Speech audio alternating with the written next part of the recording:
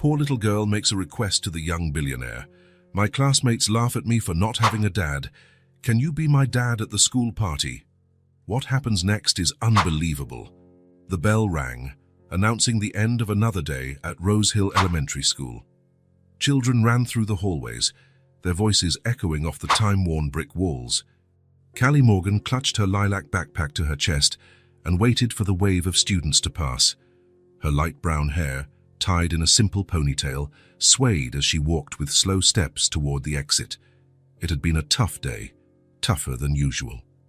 Father and Child Day, Mrs. Johnson had announced, smiling at the class. Tomorrow is our annual party. Remember to bring your dads. Callie sank into her chair, trying to make herself invisible, but invisibility wasn't an option when you're 5 years old and the only kid in the class without a father to bring. Callie has no daddy, chanted Tommy Lewis during recess. His freckled face twisted into a mean smile. So Callie has no daddy. Other children joined in, forming a circle around her. Callie closed her eyes, wishing the ground would open up and swallow her. She's not going to bring anyone, Megan mocked, loud enough for Callie to hear. We've never seen her dad. I don't think she even has one. She didn't respond. Her mother had taught her not to pay attention to taunts. Words only have power if you give it to them, honey, Tessa would say, stroking her hair on the nights Callie cried. Now, walking down the hall, Callie felt the weight of her classmates' words. They were heavier than her backpack, heavier than all the books in the world. Mrs. Johnson had tried to help, of course.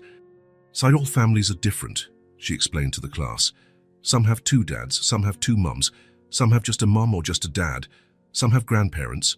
All of them are special. But well-intentioned words didn't silence the laughter, nor did they fill the empty space next to her mom at school meetings. Callie reached the main gate and stopped.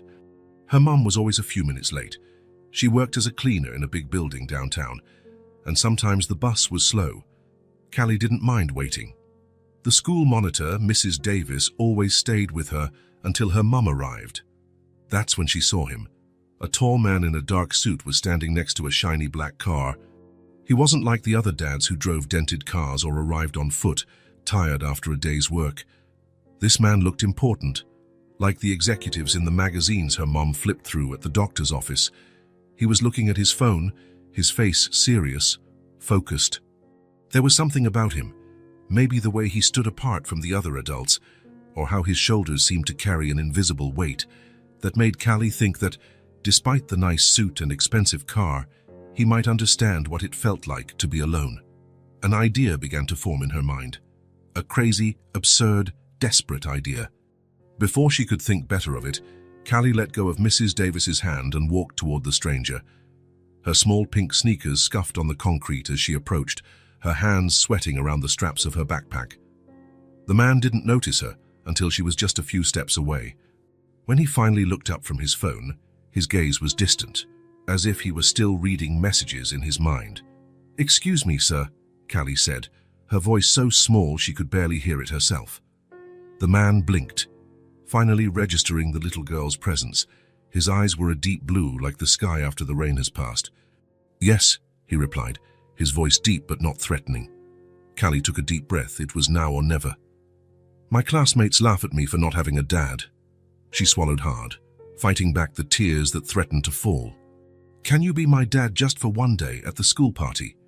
Wes Barrett, CEO of Barrett Enterprises and a young billionaire, had heard many requests in his 30 years of life, requests for loans, for promotions, for second chances, but never, in his entire meteoric career as a businessman, had anyone asked him to be a father, even if it was just for a day. He looked at the little girl in front of him, small for her age, with big brown eyes that seemed to hold a universe of emotions. There was a quiet dignity about her, even with her chin trembling slightly as she waited for his answer. Wes began, but the words failed him. What was he even doing here? His driver had called to say the car needed an emergency repair, and he had decided to wait in front of some random school in a neighborhood far from the city center. He wanted to get away from the office for a few hours, away from the meetings, the spreadsheets, the decisions that affected hundreds of lives. And now this child was asking him for something he didn't know if he could give. I think you're confused, little one. I don't know you, or your mother. I can't just show up at a school party, he replied, more bluntly than he intended. Callie didn't back down. Instead, she lifted her chin in a brave attempt not to show her disappointment. At the party is tomorrow at 2 o'clock, she informed him, as if she hadn't heard his refusal. You just have to show up and say you're my dad. No one will know. A woman, probably the school monitor, was looking at them with growing concern. In a few seconds, she would come over to see what was happening. Callie, the woman called out. Come over here, sweetie. Your mom will be here soon. I have to go, and Callie said quickly. My name is Callie Morgan, room 1B, if you want to come. She hesitated, then added, please. Before Wes could answer, the girl ran back to the monitor, who cast a suspicious glance in his direction. He quickly turned his attention back to his phone, pretending to be busy until his driver arrived with the backup car. 15 minutes later, Wes was in the back seat of another black sedan, heading to the meeting he had postponed. But his mind wasn't on contracts or numbers. Instead, he saw brown eyes begging for something he had never considered giving anyone: his time. Wes had no family. His parents separated when he was just 3. His mother, a waitress who worked 2 jobs to support him, died of cancer when he was in his early 20s, leaving him alone in the world. With only a promising idea and unwavering determination, Wes turned a garage startup into a tech empire. His meteoric rise to becoming a billionaire before 30 made him one of the most recognized faces in the business world, the personification of the American dream, the poor boy who never knew his father and changed his own destiny. Relationships, only professional ones. Friendships, superficial at best. Mr. Barrett, we've arrived, the driver informed him, interrupting his thoughts. The Barrett Enterprises headquarters rose majestically against the afternoon sky. 40 floors of glass and steel, a monument to his success, and somehow, for the first time, it felt empty. The rest of the day passed in a haze. Wes spoke when necessary, signed documents, made decisions. But a part of his mind kept returning to that moment at the school gate. Can you be my dad just for one day? How desperate did a child have to be to approach a stranger with such a request? What did she face daily to get to this point? That night, in his penthouse apartment, Wes poured himself a whiskey and walked to the window. The city sparkled below. Millions of lights, millions of interconnected lives. Somewhere in that urban vastness was a little girl named Callie Morgan, probably lying in her bed, already knowing that tomorrow she would face another day of teasing. Wes picked up his tablet and, almost without thinking, typed the school's name into the search engine. The official page appeared immediately. Rose Hill Elementary School, building the future of the community. A few clicks revealed the events calendar, and there it was. Father and Child Day, 2 p.m., school gym. It would be crazy, completely irrational. He had 3 important meetings scheduled for the next day. People were counting on his presence, on his decisions. But the image of those brown eyes wouldn't leave him. Wes picked up the phone and dialed his assistant. Margot, I need you to rearrange my schedule for tomorrow afternoon. Mr. Barrett. The surprise in her voice was evident. In 5 years of working together, he had never requested a last-minute change without a major reason. Personal commitment has come up, he explained, knowing how strange it sounded. Wes Barrett didn't have personal commitments. Is there a problem, sir? No, Margot. In fact, it might be the exact opposite. After hanging up, Wes returned to the window. The whiskey in his glass remained untouched. For the first time in years, perhaps for the first time since becoming an adult, he was about to do something purely on impulse, not for strategy, not for calculation, not out of obligation. Can you be my dad just for one day? The words kept echoing.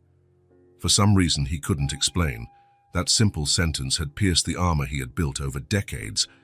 An unknown little girl, with a lilac backpack and eyes full of hope, had found a crack in the armor that not even his closest partners could penetrate. As he prepared for bed, Wes tried to convince himself he was just doing a good deed. The kind of gesture that would make a good story to tell at some charity dinner. Yes, I once helped a child in need. But deep down, He knew there was something more. There was something about that girl that touched Wes deeply. Maybe it was her hopeful eyes, or the courage to approach a stranger with such a sincere request, or maybe, on a level he could barely admit to himself, it was because he understood. He had also grown up without a father, facing the same questions, the same looks, the same taunts. The difference was that no one had shown up to hold his hand when he needed it most, just for one day. The words echoed in his mind. One day could mean so much to that child. One day could change something, even if it was small. One day that he, Wes Barrett, could give. It wasn't a calculated decision. It wasn't a strategic move. It was purely human, purely instinctive, something the young billionaire rarely allowed himself. Sleep was slow to come, and when it finally did, Wes dreamed of an elementary school, of laughing children, and of a small hand holding his as they walked through the playground together. The next morning, as his driver navigated the city traffic, Wes looked out the window with a strange sense of anticipation. He had chosen a less formal suit, opting for a navy blazer and grey slacks. More appropriate for a school party, he thought. "Where to, sir?" the driver asked. Wes hesitated for only a second. "Rose Hill Elementary School," he replied, the name feeling foreign on his tongue. "And cancel my appointments until the end of the afternoon." The driver nodded, showing no surprise. Years of service had taught him not to question his boss's destinations or decisions. As the car moved through the streets, gradually leaving the downtown skyscrapers behind for simpler neighborhoods, Wes wondered what he would say when he got there. How would he explain his presence? What if the girl's mother was there? What would happen when they found out he was a complete stranger? But above all these questions, one stood out. Why was he doing this? The answer remained hazy, but there was a growing certainty in his chest. For the first time in a long time, Wes Barrett was following not market logic, not business strategy, not the most efficient path, but something he barely recognized in himself, an impulse of the heart. Wes had the car stop across the street, watching the activity at the school gate. Fathers and children were arriving in a steady stream.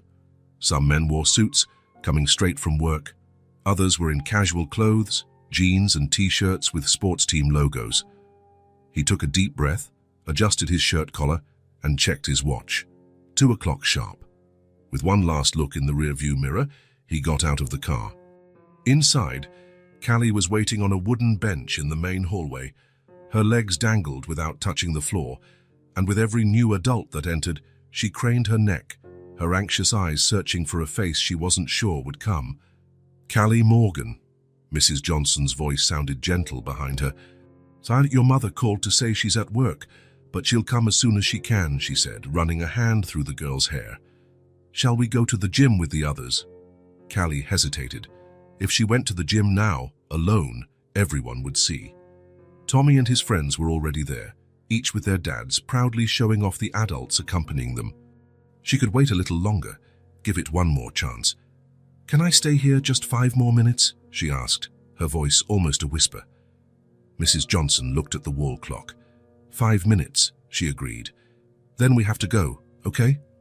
Callie nodded, turning her attention back to the door. 4 minutes. 3. 2. The door opened, and for a moment the sun created a golden silhouette around a tall figure. Callie squinted, unsure. And then, he was there. Wes Barrett walked into the school hallway, completely out of place in his perfectly tailored navy blazer. His eyes scanned the room until they met hers. "Callie?" Her face lit up. In an instant, she jumped off the bench and ran to him. "You came!" she exclaimed, stopping a few feet away, suddenly shy. "I thought you wouldn't come." Wes knelt to be at her level, feeling the curious gaze of Mrs. Johnson from a distance. "I said I would, didn't I?" he replied with a half smile. For a moment, they just looked at each other, two strangers united by an unlikely promise. Then, in a gesture that surprised them both, Callie held out her hand. "The party has already started. We have to go to the gym." Wes took the small hand in his, and together they walked down the hall past Mrs. Johnson, who watched the scene with a puzzled expression. "Mrs. Johnson, this is my dad," Callie introduced, with a confidence that hadn't existed the day before. Wes extended his free hand. "Wes Barrett, a pleasure to meet you." "Jennifer Johnson," the teacher replied, shaking his hand. "I don't believe we've met at the parent meetings before. Unfortunately, my work commitments rarely align with school hours," Wes improvised. "But I'm glad I could be here today." Before the conversation could venture into dangerous territory, Callie pulled his hand. "Come on.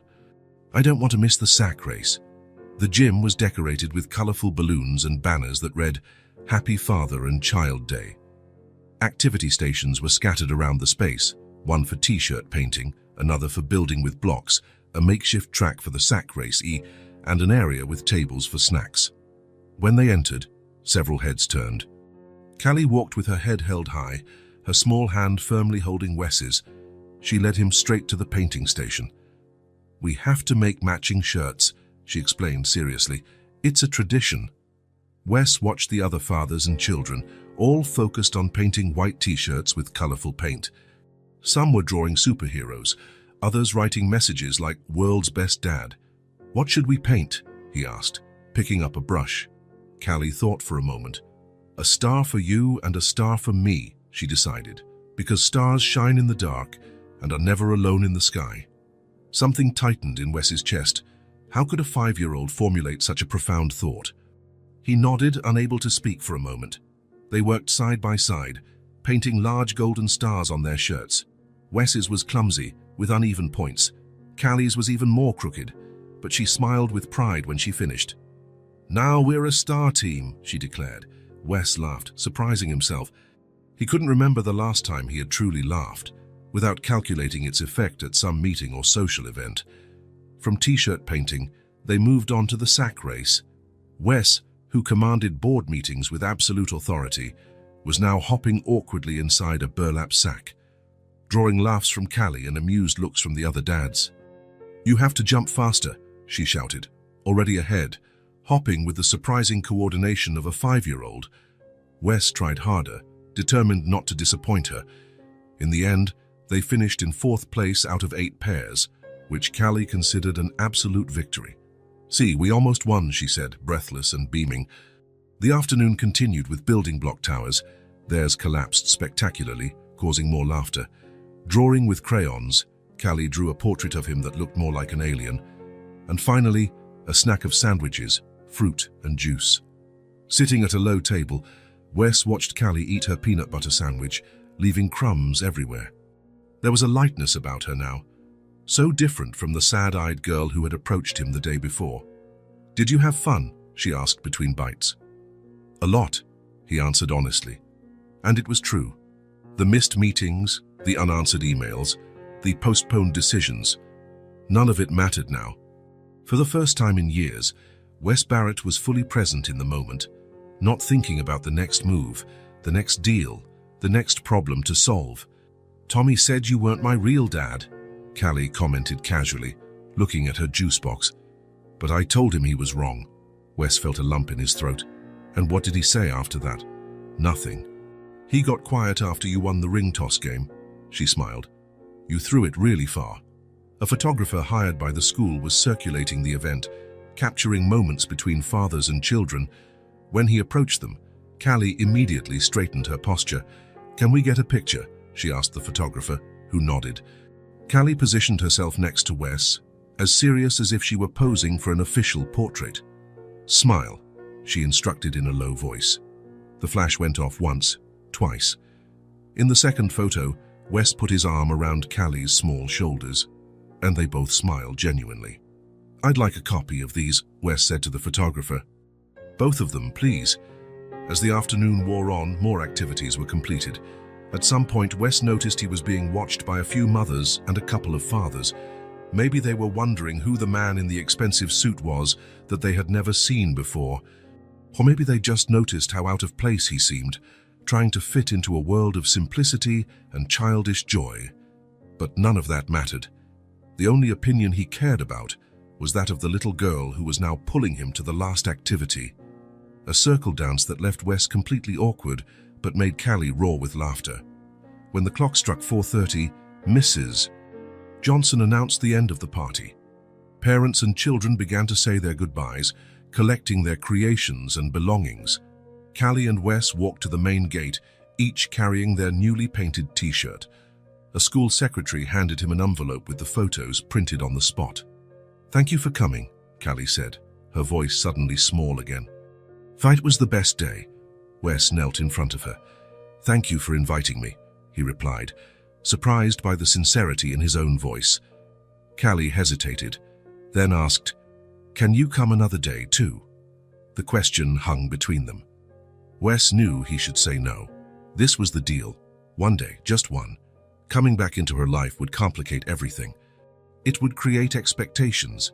It would open doors he didn't know if he could keep open. But looking into those hopeful eyes, remembering the pure joy of those hours, Wes Barrett, the billionaire who never made a decision without analyzing all the angles, answered with his heart. "Yes," he said, smiling. "So I'd like that very much." The smile that lit up Callie's face was worth more than any deal he had ever closed. She threw herself into his arms in an impulsive hug, and for a moment, everything in the world felt perfectly right. Separating, she asked, "Promise." "I promise," Wes replied, knowing that, for the first time in a long time, he was making a promise he was determined to keep, no matter the cost. Saturdays took on a new meaning for Wes Barrett. Before, they were just another day to work without the hassle of meetings, quiet hours in his penthouse office, analyzing reports and planning new acquisitions. Now they were days of parks, ice cream, and conversations with a 5-year-old girl who, in some inexplicable way, had become important in his life. 3 Saturdays had passed since the school party. On the first, Wes took Callie to the zoo. She had never seen an elephant up close, and was so amazed that she insisted on standing in front of the enclosure for almost an hour. On the second, they went to the movies to watch an animated film about robots with feelings. Callie ate popcorn until she felt sick, but assured him it was worth it. On the third Yom, a rainy day took them to the Science Museum, where she ran from exhibit to exhibit, absorbing everything with eager eyes. At each meeting, the routine was the same. Wes would pick Callie up from the door of the small apartment on the second floor of a simple building. She would already be waiting, dressed and anxious, sometimes holding a drawing she had made especially for him. A woman, presumably her mother, would just give a quick wave from the partially open door, without introducing herself or making conversation. On their return, it was the same, a quick thank you, a closing door, and Wes would go back to his world of glass and steel, carrying memories of childish laughter and surprisingly deep questions. On the 4th Saturday, something changed. Wes stood in front of the worn brick building. The paint on the windows was peeling, and the entrance handrail was slightly crooked, but the place was clean and well kept, within the limitations of a working-class neighborhood. He checked the time, 9:30 a.m., precisely as they had arranged. He walked up the stairs to the second floor and knocked on the door of apartment 2B. He heard quick, excited footsteps, Callie's certainly, and then an adult voice saying something in a low tone. The door opened, and for the first time, it wasn't Callie who greeted him, but a young woman. She was a few inches shorter than him, with brown hair tied in a simple bun. Dark circles marked her eyes, which were the same intense shade of brown as Callie's. She wore faded jeans and a light blue blouse, simple but impeccably clean. "Mr. Barrett," she asked, extending her hand. "I'm Tessa Morgan, Callie's mother." Wes shook her hand, noticing the calluses and slightly rough skin, hands that worked hard. "Wes, please," he replied. "It's a pleasure to finally meet you formally." "Likewise," Tessa said, without smiling. There was caution in her eyes, the natural reserve of a single mother facing the stranger who had inexplicably taken an interest in her daughter. "Callie is just finishing getting ready. Would you like to come in for a moment?" The invitation took Wes by surprise. On previous Saturdays, he hadn't crossed the threshold. He nodded and stepped into the small apartment. The space was compact but organized with precision. A small living room with a second-hand sofa covered by a colorful blanket. A coffee table with a stack of children's books. On the wall, drawings made by Callie, framed with colored cardboard. The kitchen was visible through a counter, small with old appliances but spotlessly clean. Coffee? Tessa offered, indicating a chair at the kitchen table. That would be great, Wes replied, sitting down. Tessa moved around the kitchen efficiently, like someone who knows every inch of the space. As the coffee maker worked, an uncomfortable silence hung between them. "Callie has been talking a lot about you," Tessa finally said, breaking the silence. "Apparently, you know all the names of the dinosaurs and why the sky is blue," Wes smiled. "I had to look up the dinosaurs the night before, and the explanation about the sky was pretty simplified." Tessa placed a cup of coffee in front of him. There was no cream or sugar, and he didn't ask. "Can I ask," she began, sitting across from him, "why a man like you is spending his Saturdays with a 5-year-old girl? Most billionaires don't usually hang out at playgrounds or in ice cream lines." The question was direct, but the tone wasn't accusatory. Just curious and perhaps slightly worried. Wes thought carefully before answering. The truth seemed like the only option. Callie approached me outside the school the day before the Father and Child Day. She asked if I could pretend to be her dad for a day. He watched Tessa's expression, looking for signs of shock or anger, but she just listened intently. I know it sounds strange, but something in that request, it moved me. I grew up without a father too. I know how hard it is. Tessa took a sip of her own coffee, her eyes never leaving his. "So you showed up at the party," she concluded. "Yes. The plan was just to go that one time, but when she asked if I could come back," Wes shrugged, "I couldn't say no." Tessa nodded slowly, processing the information. "Samaham." Callie's voice broke the moment as she ran into the kitchen, already dressed in jeans and a purple t-shirt with a unicorn on it. She stopped when she saw Wes. "You already met my mum?" "Yes, we were just introducing ourselves," Wes replied, smiling at the girl. "Are we going to the amusement park today?" Callie asked, practically jumping with excitement. "If your mother agrees," Wes replied, looking at Tessa. Tessa watched her daughter, noticing the sparkle in her eyes, the excitement that had been missing for so long. Then she looked at Wes, evaluating him. "Be back by 5, she said finally. "And not too much sugar. She gets impossible." "Mom," Callie protested, but her smile was radiant. After they left the apartment, Tessa watched from the window as Wes helped Callie into the car, making sure her seatbelt was properly fastened. There was care in his gestures, a genuine attention that was hard to fake. Tessa wasn't naive. She knew she should be suspicious. Rich men don't just walk into the lives of poor families for no reason. But she also saw the change in her daughter, the renewed confidence, the pride when she talked about her friend Wes. The nightmares had lessened, and she no longer cried before going to school. The apartment fell silent after they left. Tessa returned to the pile of clothes to be ironed, her second job doing sewing and ironing work to supplement her salary as a cleaner. Her hands were calloused and her back constantly ached, but she never complained. There was no time or space for weakness in her life. As she worked, she thought about Wes Barrett. She had Googled him after the first Saturday, when Callie came home talking non-stop about her new friend. Young, self-made billionaire, private, no scandals, no wife, no children. What did he want with a 5-year-old girl from a poor neighborhood? But the answer he had given, about growing up without a father, about being touched by Callie's request. It seemed sincere. At 5 o'clock sharp, Wes's car pulled up in front of the building again. Tessa watched from the window as he walked Callie to the door, carrying a small teddy bear that had likely come from the amusement park. Callie was talking non-stop, gesturing excitedly, and Wes was listening with genuine attention, nodding and laughing at the right moments. When they knocked on the door, Tessa opened it, and Callie immediately launched into recounting her adventures. "Mom, we went on the roller coaster. Well, the little one, because Wes said the big one isn't for my age yet, but it was amazing anyway. And I won this bear at the ring toss, but Wes helped a little bit." Tessa smiled at her daughter, stroking her hair. "Go put your things away, sweetie. I need to talk to Mr. Barrett for a minute." Callie looked between them, hesitant but obeyed, taking her new bear to her room. In the hallway, Tessa faced Wes directly. "She's happy," she said simply. "Happier than I've seen her in a long time." Wes nodded.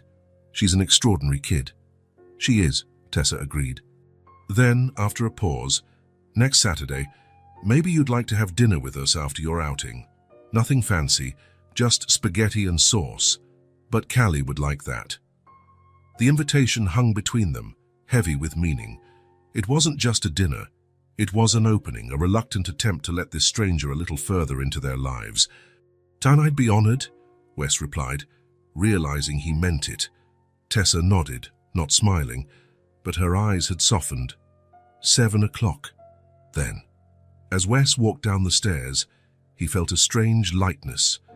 Behind him, in a simple second-floor apartment, a tired mother was hugging an excited little girl, listening to stories about a perfect day. Two lives that were now somehow intertwined with his. Monday dawned grey, with heavy clouds promising rain. Wes arrived at the Barrett Enterprises headquarters earlier than usual. He liked the silence of the building before the flood of executives, analysts and assistants invaded the halls with the buzz of business and ambition. 6:30 in the morning. The main lobby was still empty, except for the security guards who greeted him with respect. He nodded back, heading for the private elevator that would take him straight to the 40th floor, the top of the building, where his office occupied half the space. The meeting with the Japanese investors was scheduled for 9, and he wanted to review the numbers one last time. The acquisition of the solar technology network was important, not just for the immediate profit, but for the direction it would give the company in the coming years. The elevator rose smoothly. Wes adjusted his tie, thinking about how he would explain the change in strategy to the board. Some of the more conservative members wouldn't look kindly on investing in sustainable energy. To them, Barrett Enterprises should stick to the financial and real estate sectors, where profits were predictable. But Wes had other plans. Maybe it was the time spent with Callie, listening to her innocent concerns about polar bears and forests, or maybe it was just a clearer vision of the future. Either way, he was determined to direct at least 30% of the company's investments into green technologies over the next 5 years. The elevator stopped on the 35th floor. The doors opened, revealing a partially lit hallway. Strange. This floor housed the legal department, and rarely did anyone arrive before 8. Wes hesitated, about to press the button to continue up, when he noticed movement at the end of the hall. A figure in a grey uniform was pushing a cleaning cart, the janitorial staff, probably. On impulse, he held the elevator door and stepped out. He would walk through the 35th floor and take the regular elevator later. A surprise inspection always kept everyone on their toes. The hallway smelled of cleaning solution, a subtle citrus scent. The marble floor gleamed under the lights that turned on automatically with his movement. As he walked, he could hear the soft hum of a vacuum cleaner in one of the meeting rooms. Reaching the open door, Wes stopped. With her back to him, a woman was meticulously vacuuming under the long conference table. Her brown hair was covered by a hairnet, and she moved with the efficiency of someone who knows her job well. There was something familiar about her. The way she moved, the posture of her shoulders. As if sensing his presence, the woman turned off the vacuum and turned around. Her eyes widened in recognition and shock.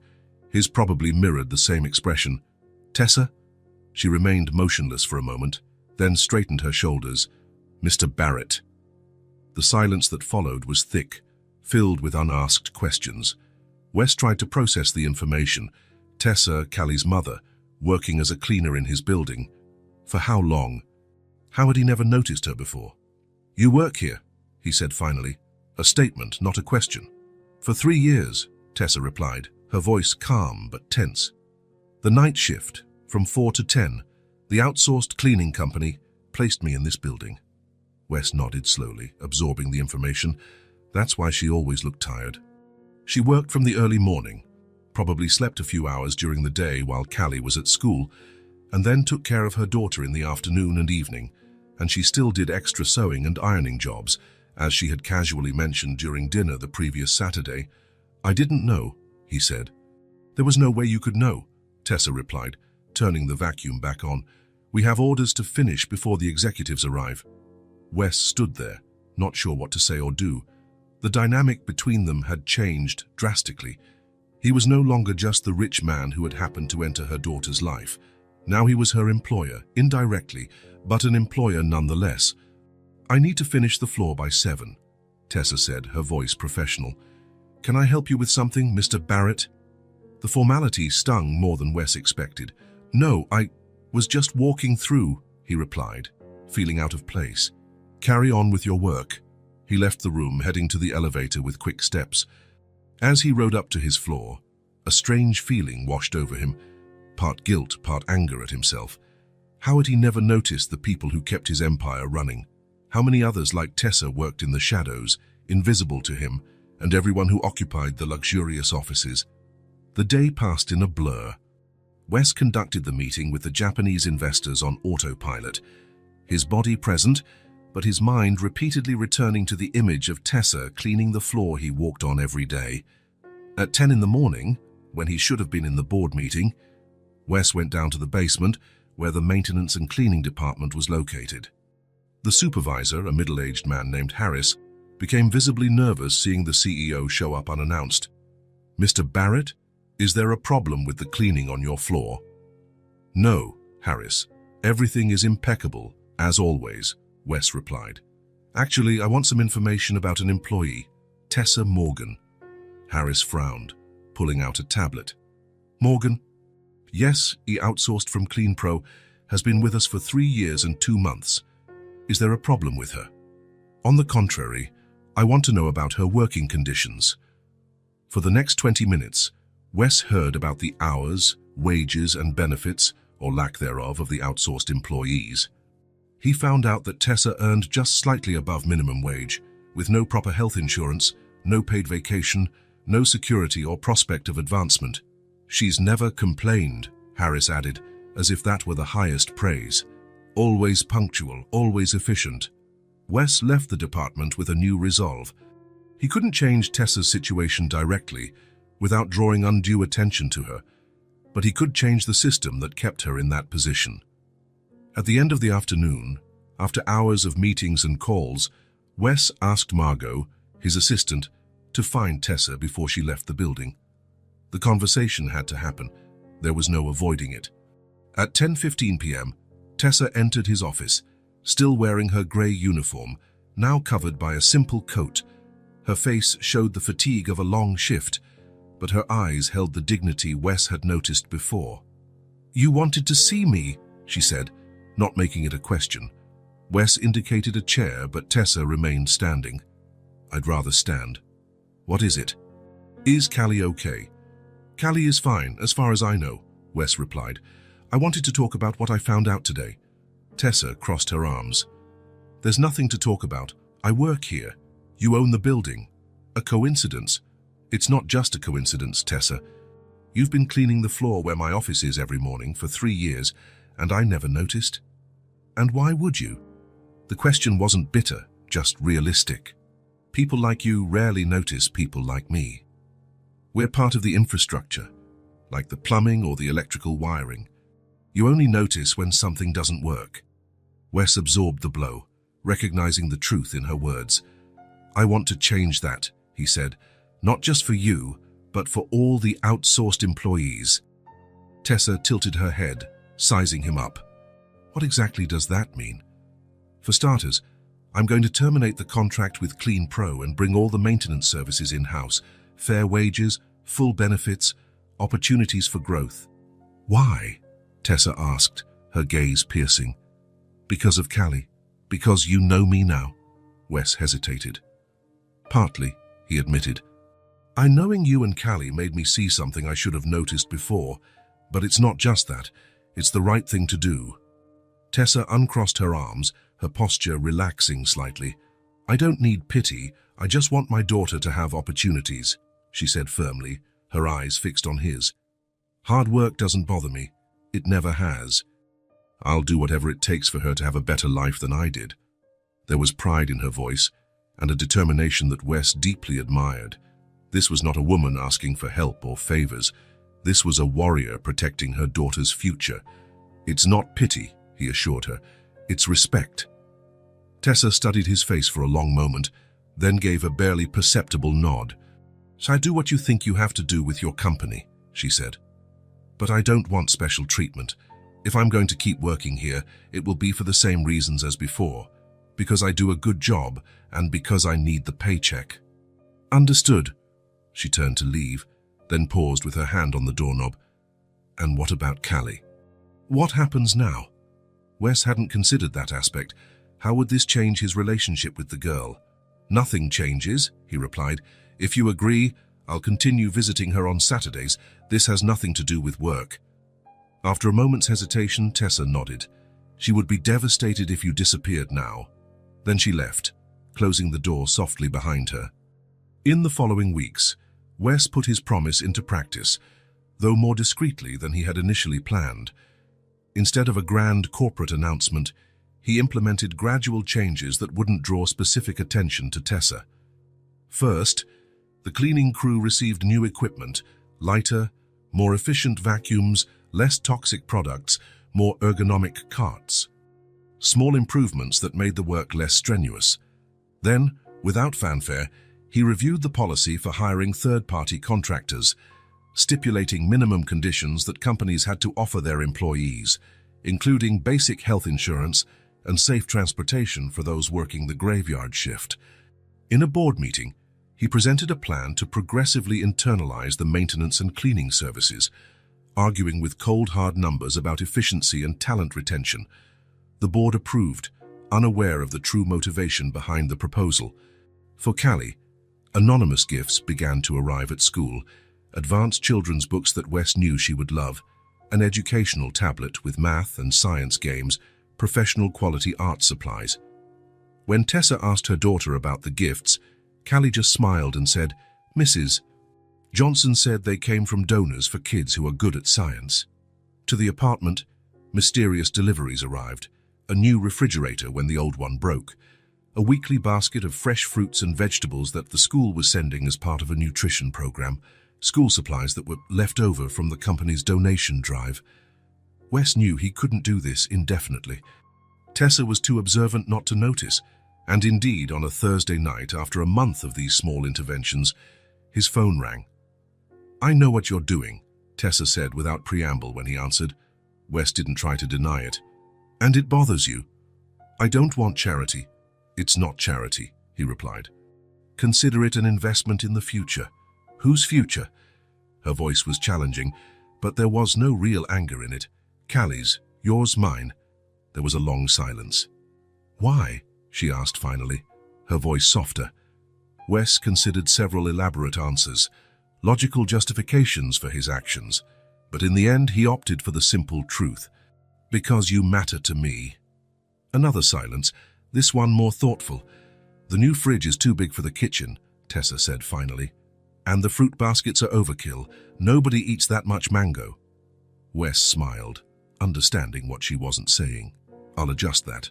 And Wes," she rarely called him by his first name, "I'm not trying to fix your life. I just want to be part of it." The echo of her own words returned to him with sincerity, made something tighten in his chest. "Thank you," was all he could manage to reply. The following Saturday, when Wes arrived to pick up Callie, Tessa greeted him with a cup of coffee, black, just how he liked it.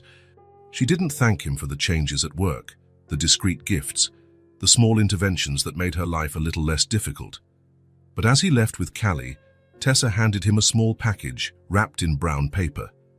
"What's this?" he asked. "Open it later," she replied simply. Hours later, after dropping Callie off at home, Wes opened the package in his car. It was a drawing framed with colored cardboard, clearly made by Callie's small hand.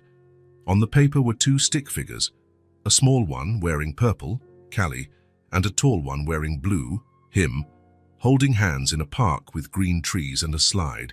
At the top, in irregular colored letters, was written, "Me and my friend Wes." There was no card, no additional message. It wasn't necessary. In the silent language they were developing, the gift said everything that needed to be said. Tessa was no longer stopping him from being a part of their lives, and, for the first time in a long time, Wes Barrett felt like he belonged somewhere. Rain fell gently over the city as Wes parked in front of Tessa and Callie's building on a Wednesday night. It wasn't Saturday, his usual visiting day, but Callie had a school presentation about the solar system, and she had insisted he be there. "It's important," she had said over the phone, with the seriousness only a 5-year-old can have when talking about something that truly matters. I'm going to be Jupiter. I have a speech and everything. How could he say no to that? Wes grabbed his umbrella and walked to the entrance. Over the last 3 months, the routine had gradually expanded. It started with Saturdays, then occasional dinners, then some Sundays. Now, he was present for special moments like this, a dedicated spectator in Callie's developing life. Tessa opened the door before he even knocked, as if she had been waiting by the window.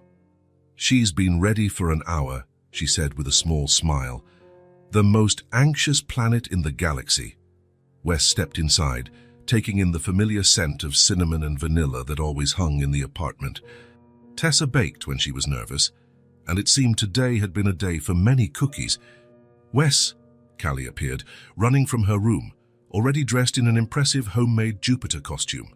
An orange t-shirt decorated with the great red spot and other planetary details, a skirt that seemed to have layers representing the atmospheric bands, and a headband with small moons made of styrofoam balls. She hugged his legs tightly, and he bent down to return the hug properly. "Wow, Jupiter in person, I'm honored," he said, admiring the costume. "Did you make this?" he asked Tessa. "We made it together," she replied. "Callie drew the design. I just executed it." "It's amazing," he praised sincerely. "Ready to shine on stage?" Callie nodded enthusiastically. "I memorized all my lines. Want to hear?" "Absolutely." As Callie recited facts about the largest planet in the solar system, "I have 67 known moons, and a storm on me can last for hundreds of years." Wes noticed Tessa's gaze. There was something different about it today, a softness that went beyond gratitude or initial tolerance. "Okay, we have to go," Tessa announced, gently interrupting the planetary monologue. "Mrs. Johnson asked us to get there 15 minutes early." On the short drive to the school, Callie continued practicing her lines in the back seat, while Wes drove and Tessa checked that all the costume details were perfect. They worked well as a team, Wes realized, each naturally finding their role in this strange unit they had formed. Rose Hill Elementary was lit up and full of anxious parents when they arrived. The auditorium had been decorated with planets hanging from the ceiling and stars on the walls. Teachers rushed around, organizing excited children in their colorful costumes. "I have to go backstage," Callie announced with importance. "You guys sit together, okay, in the front so I can see you." "Of course, sweetie," Tessa promised. "We'll be right where you can see us." Callie hesitated for a moment, then looked at Wes with huge eyes. "You're going to stay until the end, right?" "Wouldn't miss it for the world," he assured her. She smiled, satisfied, and then shot out a phrase that changed everything. "Thanks, Dad. See you after the show."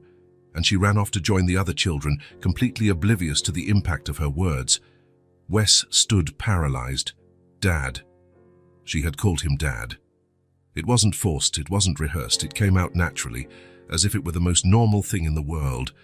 He looked at Tessa, who seemed equally surprised.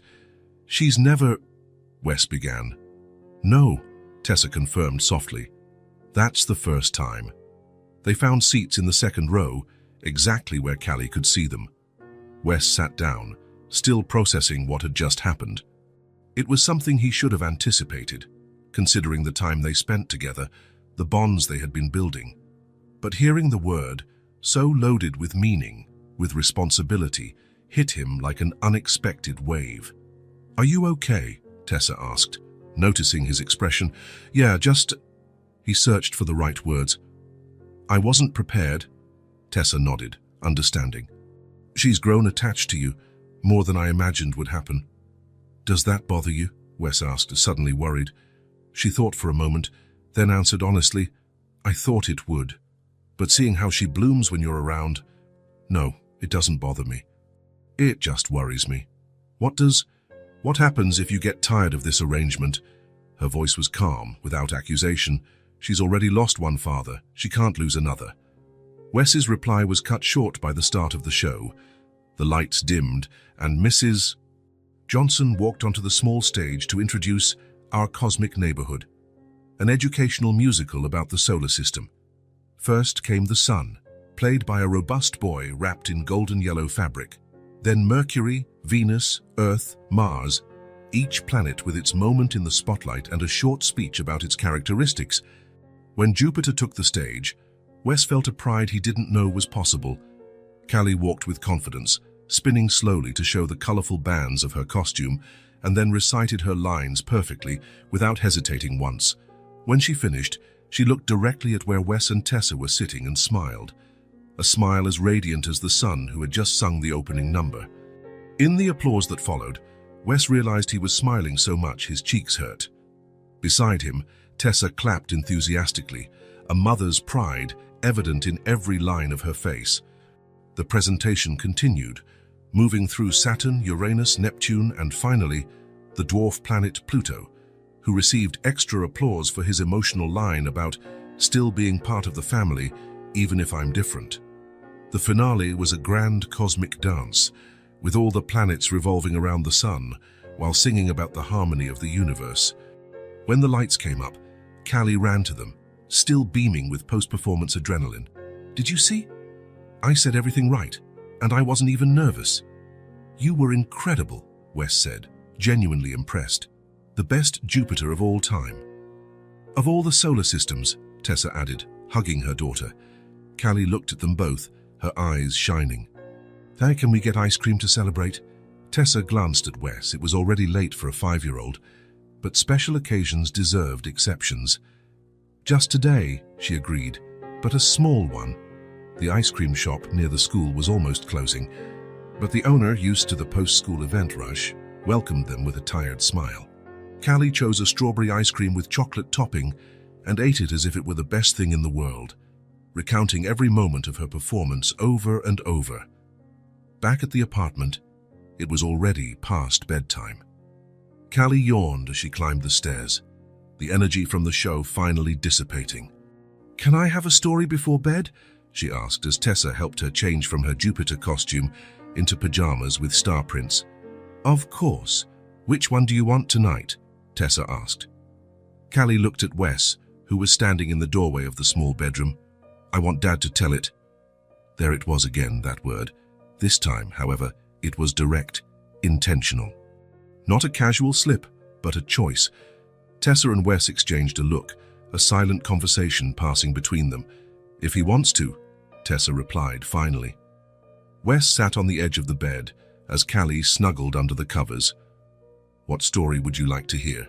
"One about Jupiter," she decided. "But with a princess."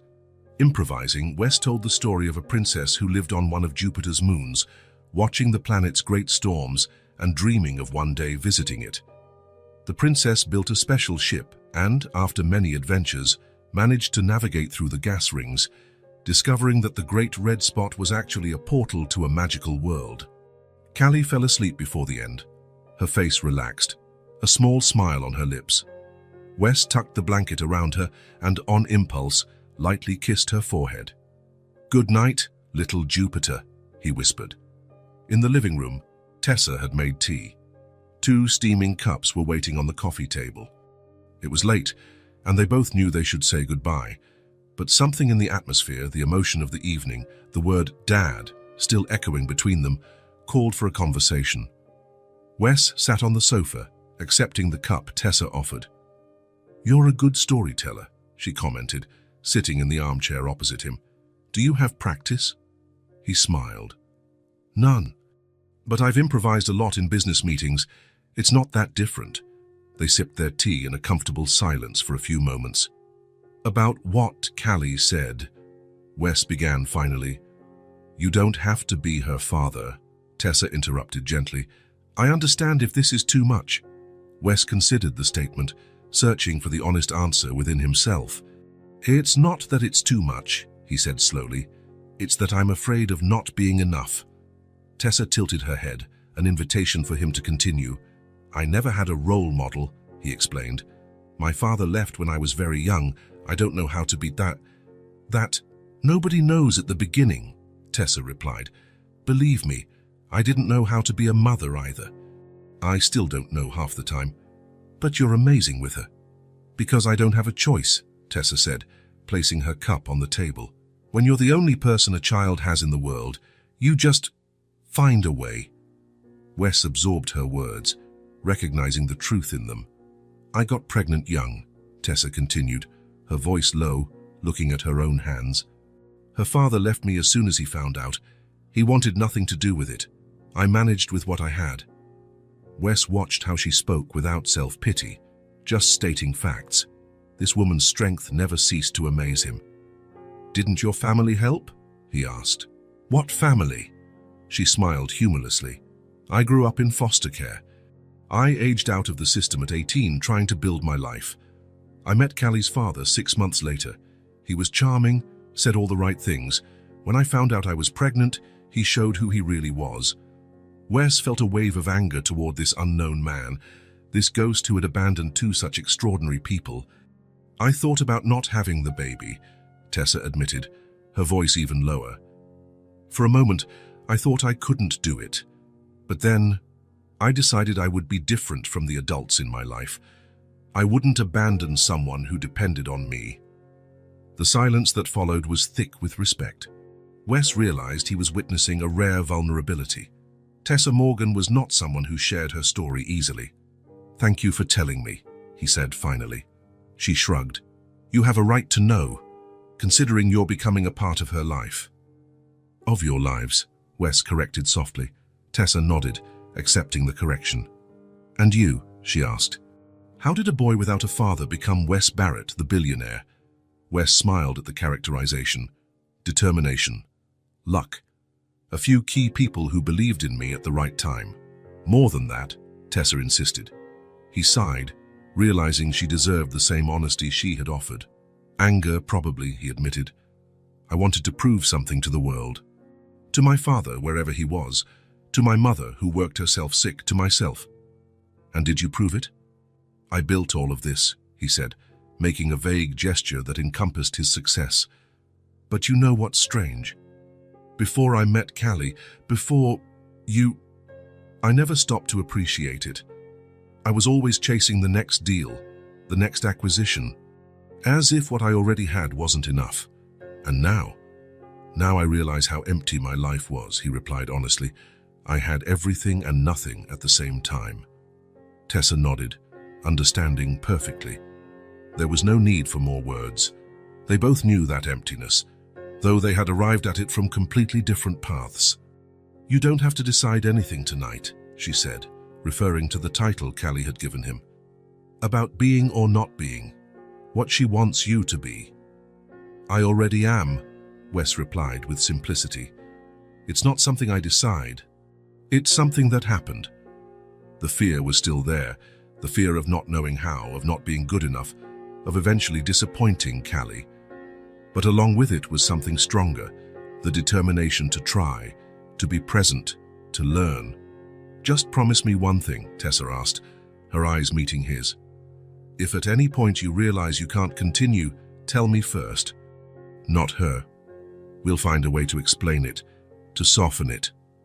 A mother's fierce protection, Wes nodded, deeply respecting that concern. "I promise."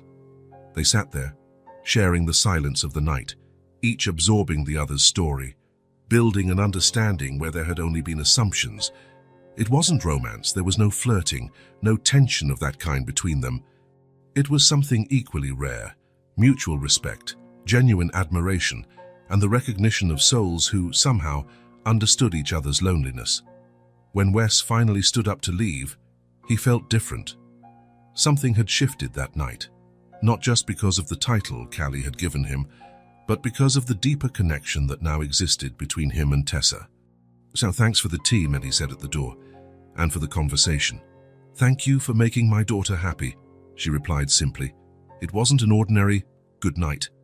It was an acknowledgement of the bond that now united them, not a romantic bond, but something equally profound, a family being formed, not by blood or obligation, but by choice and circumstance. As he drove home, Wes thought about the word that had changed everything, mustad. So simple, so complex, a title he hadn't sought, but which he now carried with a mixture of fear and pride. He didn't know how to be a father, but for Callie, for that brilliant child who looked at him as if he were capable of anything, he would learn. Autumn arrived in the city, painting the trees red and gold. 6 months had passed since a 5-year-old girl had approached a stranger outside her school. 6 months that had completely transformed Wes Barrett's life. Sitting in his penthouse office at the Barrett Enterprises building, Wes contemplated the city through the floor-to-ceiling windows. He had just cancelled his Saturday appointment with Callie, the third in a row. Tessa's voice on the phone had been neutral, even understanding, but he had caught the underlying concern. "She's asking about you," Tessa had said. "She wants to know when you're coming back." "It's temporary," he had assured her. "Just until we resolve this crisis." "Of course," Tessa had replied. "Do what you need to do." Now, staring at the pile of documents on his desk, audit reports, suspicious contracts, compromising emails, Wes felt the weight of corporate responsibilities like never before. The discovery had started as a small irregularity in the numbers, a subsidiary in Asia reporting higher than expected profits. Upon investigation, his CFO had found an elaborate scheme of bribes and inflated contracts. The more they dug, the uglier the situation seemed. Mr. Barrett, Margot, his assistant, appeared at the door. "The board is gathered in the conference room." Wes nodded, organizing the papers. "I'm on my way." As he walked down the hall, his mind drifted to Callie. She would be at the park now, maybe playing on the swing she loved so much, or maybe at home, drawing, waiting for a visit that wouldn't come. Guilt hit him, followed by a wave of doubt. Was he getting too involved? Creating an unhealthy emotional dependence, taking up a space that didn't belong to him. The questions had started 2 weeks earlier, after a casual conversation with Marcus Hemmings, one of the oldest board members. During a business dinner, Marcus had asked about the rumors that the city's most eligible bachelor was playing family, with a cleaning lady and her daughter.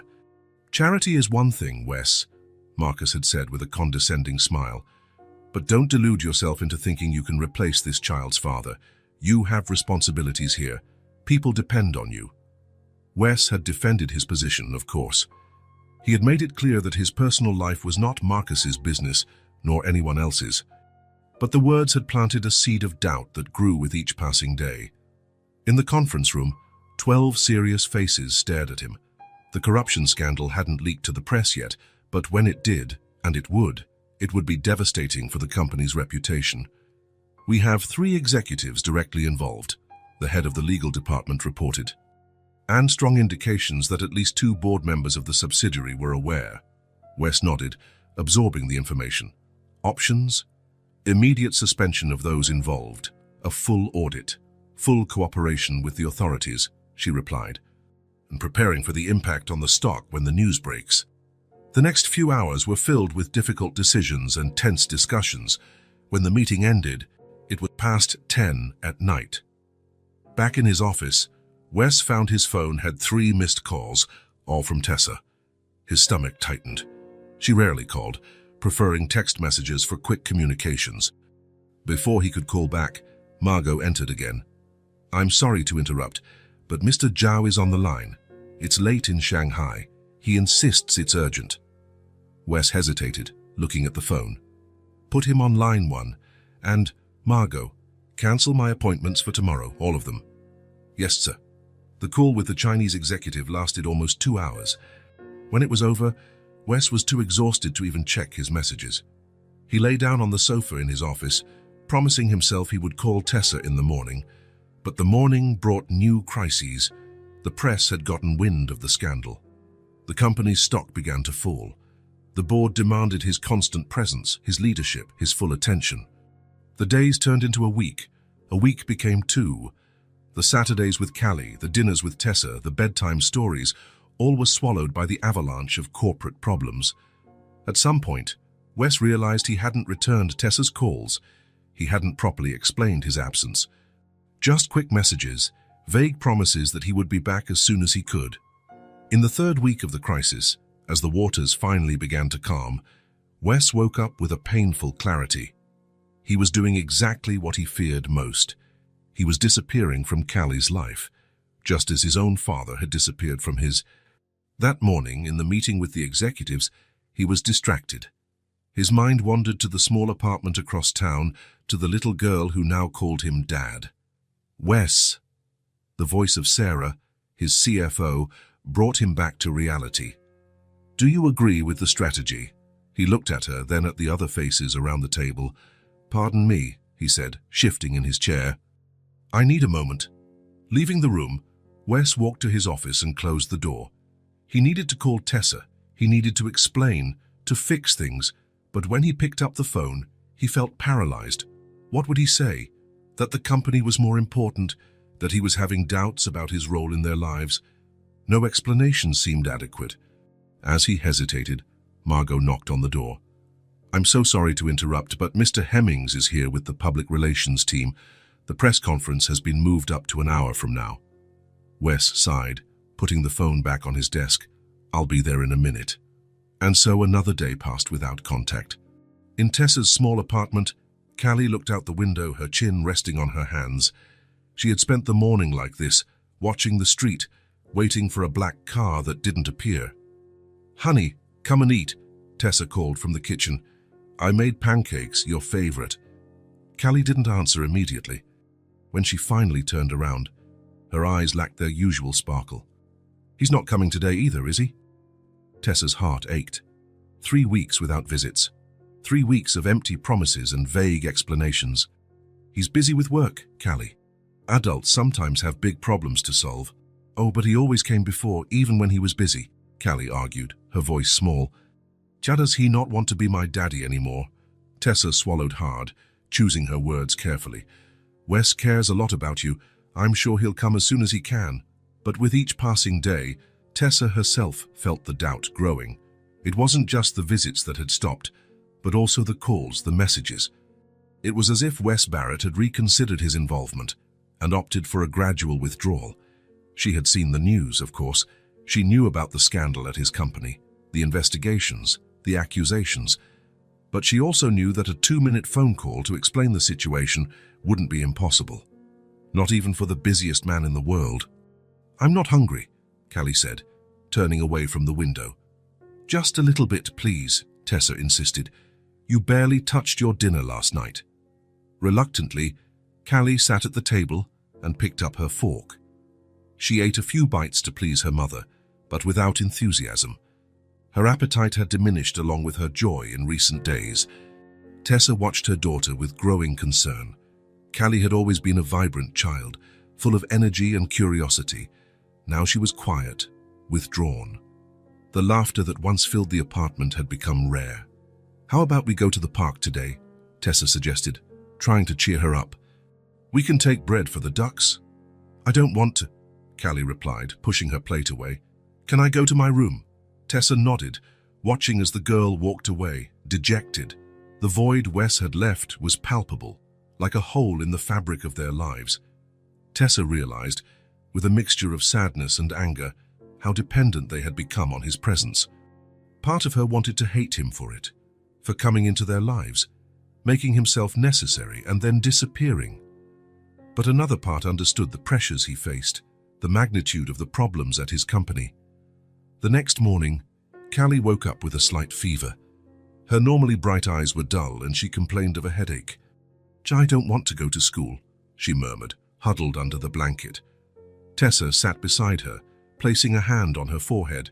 It was warm, but not alarmingly so. "Okay, you can stay home today. I'll call Dr. Patterson." The doctor could see them late in the afternoon. After a thorough examination, he frowned, confused. "Physically, I don't see anything concerning," he told Tessa in a low voice, while Callie flipped through a magazine in the waiting room. "The fever is low, her lungs are clear, her throat is normal. It could be a mild virus, but, Tessa prompted. "But she seems emotionally withdrawn. Has something happened? Any stress at school, a change at home?" Tessa hesitated, then briefly explained about Wes and his sudden withdrawal. The doctor nodded, understanding.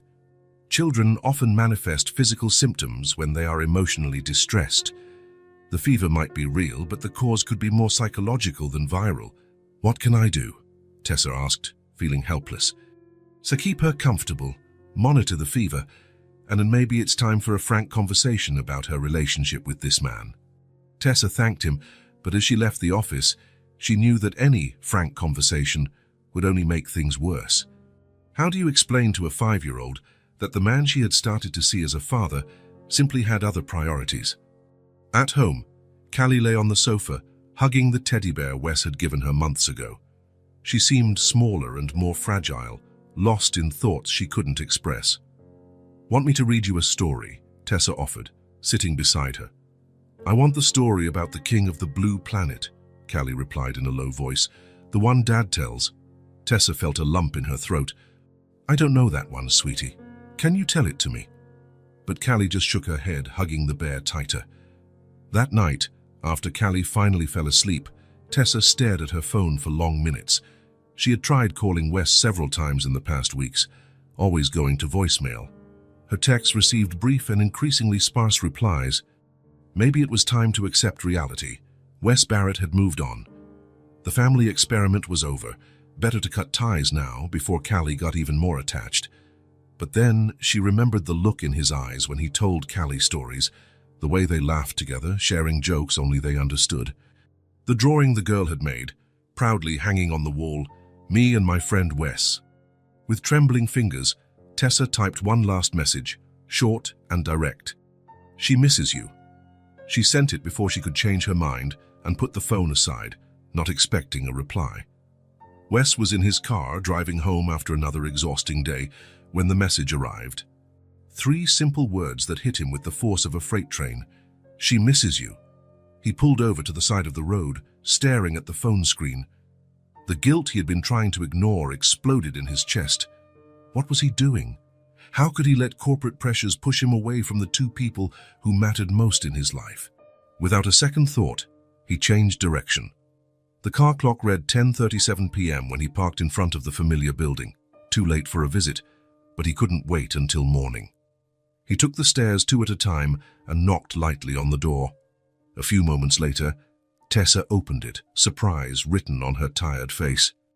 "Wes." "Sorry about the time," he said, his voice hoarse. "I need to see her." Tessa hesitated for only a second, then opened the door wider. "She's asleep, but—" She gestured down the hall. "You can come in." The apartment was quiet and partially dark, only a small lamp lit in the living room. Wes immediately noticed the dark circles under Tessa's eyes, the tension in her shoulders. "How is she?" he asked, keeping his voice low. "Sick," Tessa replied simply. "Physically, nothing serious. Emotionally." She left the sentence unfinished, but her look said it all. Wes felt the weight of his absence like never before. "Tyler, can I see her?" Tessa nodded, leading him to the small bedroom. Callie was asleep, her face flushed from the low fever, her hair spread across the pillow. She was hugging the teddy bear tightly, as if afraid it too might disappear. Wes sat carefully on the edge of the bed, watching her breathe. How could he have stayed away? How could he have let anything, even a corporate crisis, separate him from this child who had become so important in his life? As if sensing his presence, Callie's eyes slowly opened. For a moment, she seemed confused, as if she couldn't believe what she was seeing. Then recognition and joy lit up her feverish face. "Daddy?" she whispered, her voice small and hoarse. "You came back." Wes felt unexpected tears burn his eyes. "I'm back," he confirmed, taking her small, warm hand. "I'm sorry it took so long." Callie squeezed his fingers with surprising strength. "I missed you so much," she murmured, her eyes already heavy with sleep again. "I missed you too," Wes replied, emotion making it hard to speak. "I'm never going to disappear from your life again." A small smile touched Callie's lips before she drifted back to sleep, still holding his hand tightly. Wes remained there, motionless, feeling the weight of the promise he had just made. It was not a light promise, nor one made in the heat of the moment. It was a commitment that would redefine his priorities, his life. From the doorway, Tessa watched the scene in silence, her own heart torn between hope and caution. Part of her wanted to believe his words. Another part feared that in the next crisis, he would disappear again. But for now, on that quiet night, with the moon shining through the bedroom window, there was peace. The emptiness that had taken over the house in recent weeks had been filled again by the presence of this man who, in some inexplicable way, had become essential in their lives. And whether that peace would last or not, Only time would tell. The Saturday sun warmed the city as Wes parked in front of Tessa and Callie's building. He had planned the day meticulously. First the toy store Callie mentioned so often, then lunch at her favorite restaurant, and finally an afternoon at Central Park, a perfect day for an important conversation. Since his return 3 weeks ago, after his brief but painful absence, Wes had reflected a lot on his place in Callie's life. The doubts that had once plagued him, whether he was taking up a space that didn't belong to him, whether he had the right to call himself a father, had been replaced by a quiet certainty. The crisis at the company, now under control, had taught him a valuable lesson about priorities. Callie was waiting at the entrance, as always, hopping from one foot to the other. She wore denim overalls and a yellow t-shirt with a sunflower design. Her hair was in 2 braids, probably Tessa's handiwork. "You're here!" she exclaimed when she saw him, running to hug his legs. Wes bent down, returning the hug properly. "Punctual as always, ready for our special day." She nodded enthusiastically. "Mommy said we're going to the toy store. Can I pick anything?" "Anything reasonable," Wes replied with a smile. "I don't think a real elephant would fit in the apartment." Callie laughed, a sound that still warmed Wes's heart every time he heard it. Tessa appeared at the door, holding Callie's small lilac backpack, the same one she wore the day she met Wes. "There's a jacket in there in case it gets colder later," she explained, handing the backpack to Wes. "And some snacks. Oh, and the motion sickness medicine, if you guys go on any spinning rides." Wes took the backpack, noticing how Tessa seemed more rested lately. Since he had returned and reorganized his time, delegating more responsibilities at the company, setting clear boundaries between work and personal life, a new stability had settled into their lives. "Don't worry," he assured her. "We'll have a quiet day." Something passed between them, a silent understanding, a restored trust. Tessa smiled slightly and waved to Callie. "Have fun, sweetie, and don't ask for anything outrageously expensive." "Okay, Mommy."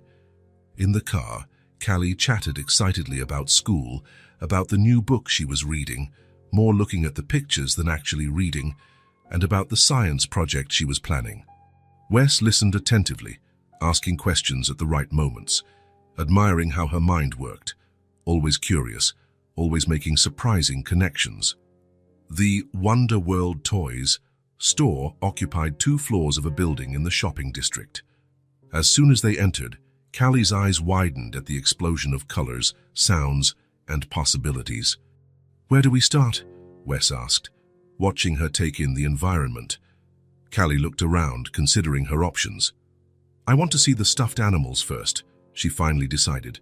They walked to the stuffed animal section, where shelves upon shelves displayed animals of all types and sizes.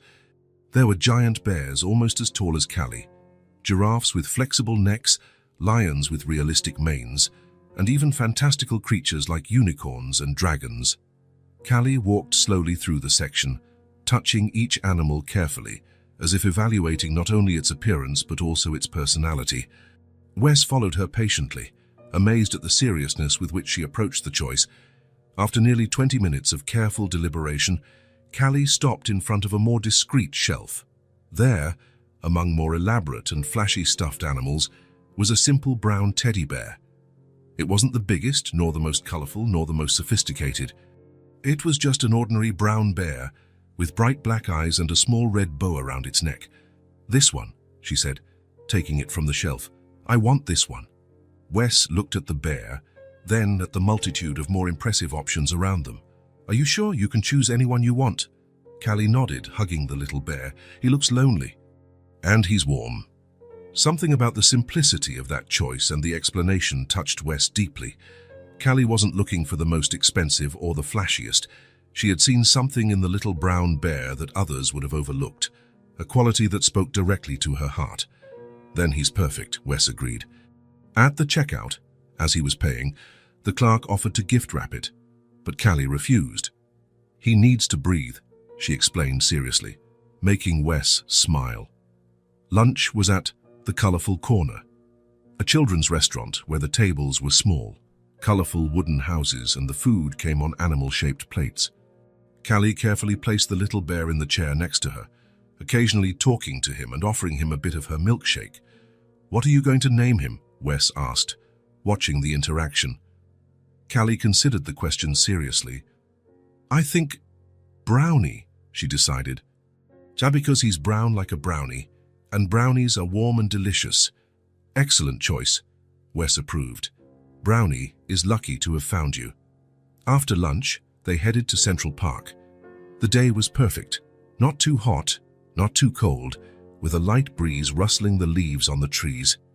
Families were spread out on the lawns, children ran and laughed, couples walked hand in hand along the winding paths. Wes and Callie, with Brownie held firmly against her chest, walked to the playground. For almost an hour, Wes pushed her on the swing, held her as she crossed the rope bridge, and applauded when she came down the slide with her arms raised in triumph. When she finally tired of the more energetic games, Callie asked for ice cream. They sat on a wooden bench near the lake, licking chocolate and vanilla cones, watching the ducks swim peacefully in the water. The moment was perfect. The sun was beginning its descent toward the horizon, painting the sky with shades of orange and pink. The shadows stretched across the lawn, and a quiet peace hung over the park. Wes looked at Callie, her mouth stained with chocolate ice cream, her eyes bright as she watched the ducks, Brownie carefully positioned on her lap so he could also see the lake. In that instant, he felt absolute clarity about what he needed to say. "Callie," he began, his voice soft. Can I talk to you about something important?" She tore her gaze away from the ducks, turning her full attention to him. "Okay." Wes took a deep breath, searching for the right words a 5-year-old could understand, but that would carry the full weight of his commitment. "You know, I never thought about being a dad," he said finally. "I never imagined I would have a child in my life. I was busy with work, with other things." Callie watched him intently, licking her ice cream more slowly now. "But then I met you," Wes continued, "and being with you changed everything. You made me realize what's really important. You're a part of me now, you understand." She tilted her head slightly, processing his words. "Like when we eat a cookie and it stays inside us?" she asked, trying to grasp the concept. Wes smiled. "A little like that, yes. But not just in the stomach, here too." He pointed to his own heart. Callie's ice cream began to melt, dripping down her fingers, but she barely noticed, focused on the conversation. "I want you to know," Wes continued, gently holding her gaze, "that I will be your dad for as long as you want me to be, not just on weekends or special days, always." Something in Callie's eyes shone with understanding. Without warning, she dropped the rest of her ice cream into the trash can next to the bench and threw herself into a hug, almost knocking Brownie over in the process. The little bear was squeezed between them, a silent witness to that moment. "I want you to be my dad forever," she whispered against his chest. "Forever and ever and ever." Wes hugged her back, feeling an emotion he couldn't name fill his chest. It wasn't just love, it was belonging, purpose, a deep certainty of being exactly where he was supposed to be. After a long moment, Callie pulled away slightly, picking up Brownie. "Brownie wants you to be his dad too," she declared with seriousness. Wes laughed softly, accepting the little bear she offered him. "It would be an honor to be a dad to you both." With the sun beginning to set, they left the bench and walked across the lawn, stopping occasionally for Callie to admire a flower or an interesting rock. They found a quiet spot under a large tree where they sat in the grass. "Can I take a picture of us?" Wes asked, pulling out his phone. Callie nodded enthusiastically, positioning herself next to him and holding up Brownie so he would be in the photo too. 1, 2, 3, smile. Wes captured the moment, the three of them together, with the sunset creating a golden glow in the background. Looking at the image, he felt a deep satisfaction. With a few taps on the screen, he added a caption to the photo. "Father and daughter by heart." He showed it to Callie, who smiled when she saw the words, even though she couldn't quite read them all yet. "What does it say?" she asked. "Father and daughter by heart," Wes read.